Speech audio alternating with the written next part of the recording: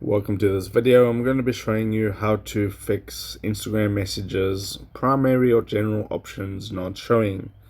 Okay, so if I go into Instagram and then go into my DMs, you'll be able to see that I don't have that option on this account. So no problem, you can just tap on your profile icon. Okay, then hit the three lines at the top right hand corner, then scroll down to where you see the option of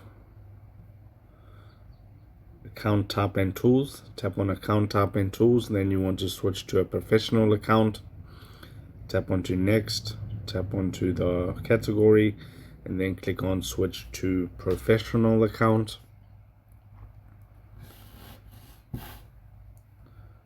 Okay, and then I'm going to select a creator account and I'm going to go not now, and basically I've completed that. You can close out of that. So if I go back now to the chats, you can see now primary, general, requests, and so on and so forth.